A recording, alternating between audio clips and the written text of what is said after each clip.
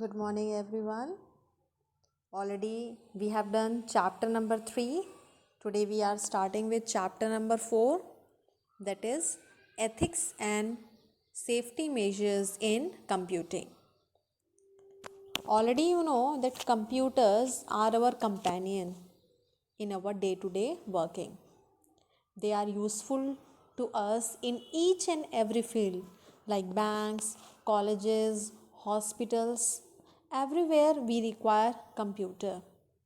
But apart from using it, some of the people also make misuse of that. They may misuse a computer in order to cause harm to the other people.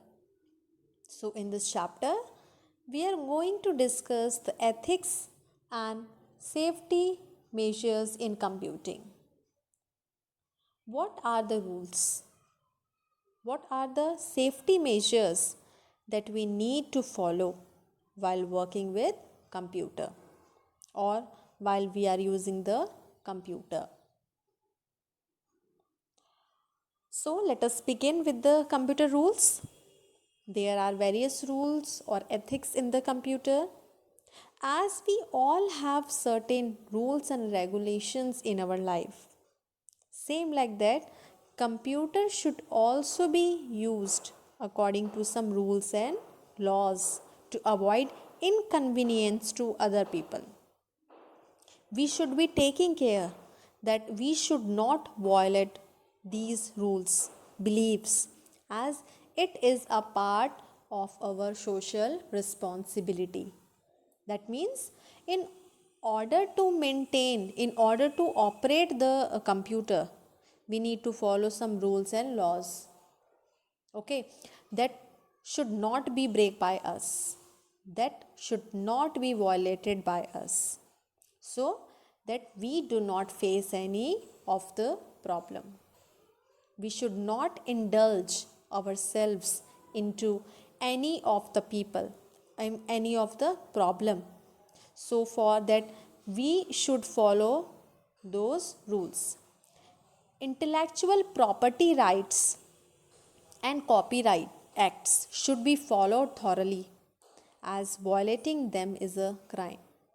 Now, what is intellectual property right? Intellectual property right, it is basically a right that is given to a person over the creations of their mind. Means they usually give the creator an exclusive right over the use of his or her creation, and that is for a certain period of time. It means intellectual property right is the right given to that person who has created the software, who has created that particular thing. So, intellectual right is given to that person, but that right is for a particular period of time only. Now, we should talk about copyright. Copyright is what? It is a type of intellectual property that gave the owner exclusive rights to make the copies of the created work again for a limited period of time. So copyright is also an intellectual right.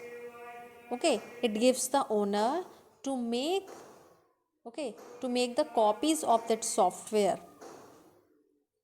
but for a limited period. So that person has a right to create the copy of the work. We have to follow these acts. If we are going or if we are violating these rules, then it is going to be a crime. Now let us move further. Software piracy. Software piracy means invalid and illegal reproduction and distribution of software applications. It results in great harm to our economy in the field of social and economic losses. So, what does that mean? Software piracy, it is basically the act of stealing, okay, that is legally protected. Means we don't have that right means we don't have right on that software, but still we are stealing that somehow. Okay, that is legally protected, but still we are stealing that software. What does that stealing include? Stealing does not mean that we are just taking away, or we have just taken away that software from that person. Okay, we have snatched that software. Stealing here means in different sense. It is different from the normal stealing. Stealing here means we are copying that software without having any valid license, or we are distributing that software illegally, or we are making changes in that software. All this includes stealing, and that is what software piracy is. So different types of software piracies are there. From that, first one is the internet piracy. It refers to illegal download of copies on the internet. Already I have told that piracy refers to stealing of the software. While we talk about internet piracy, it means we are illegally downloading the copies of the software with the help of internet. Next is the end user piracy. It refers to copying of a software without valid license. So any person who has purchased the software, for that he has a valid license. Suppose I have purchased one software, so I will be the owner. I'll be the owner means I have valid license, but for a particular period of time. Even if the person is using that software, okay, if the license time has expired, so it leads to end user piracy. Next type is predefined software piracy. It refers to invalid installation of a computer software or on multiple systems by a manufacturer. What do you mean by that? Suppose we went to any of the manufacturer, okay, for the purchase of our computer system. So when we will purchase the computer system, he will give us some of the software that are already installed in that. Okay, he will provide us some basic softwares. So if other than us, he is installing that software in other systems, that is known as pre-installed software piracy. Means he takes one copy of that software and install on that. After that he is installing that on one more system, so it will lead to pre-installed software piracy. The next is counterfeiting. It refers to making and selling the duplicate CDs from the original software at a lower price. It is well known to you people, that is counterfeiting.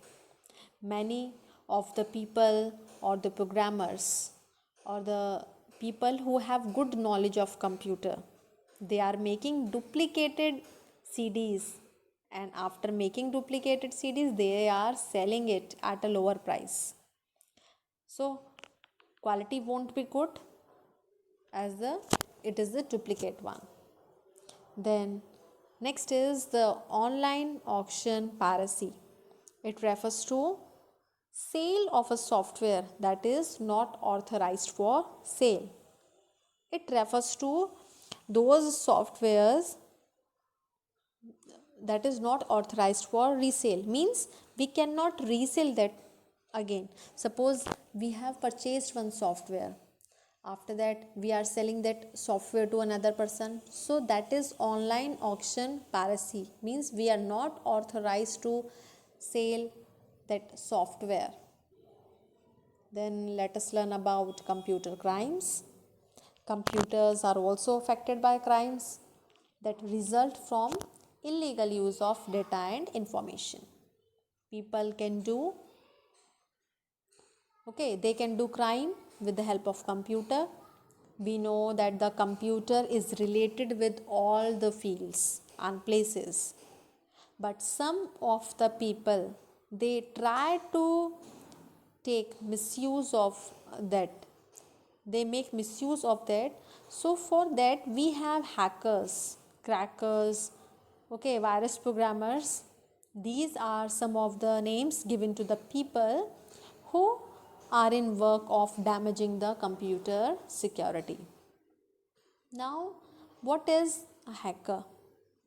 A hacker breaks into the computer system and get invalid exposure to the confidential data and information. That means a hacker, he has that much knowledge that he can break. He can break means he can get into your software in order to find the solution to the problem that is existing related to the software or related with the network. Okay, hacker is a term that is basically used in a positive sense. A hacker is hired by the organization so that whenever any of the problem related to the computer security is there, the organization gives the right to the hacker to break into the system and gets the information. Now, what is a cracker? Cracker is a person who again breaks into the computer system. He uses our password, files, programs illegally. Crackers are those persons who are not appointed, they are not hired by any of the company, but for their self interest or for the interest of the money, for the sake of money, they are cracking your password. Okay, they can steal your files, they can see your confidential, your important data. Cracker is used in negative sense, it is a crime. Okay, because we don't appoint cracker, they do illegally. The last topic is the computer security. It refers to those measures that are taken to avoid accidental or intentional loss of data to the users. So, for that, we have to take certain measures like we should not share our personal information with anyone, personal details with anyone. We should not share password with anyone. Okay. So, why? Because we don't want any loss to our data.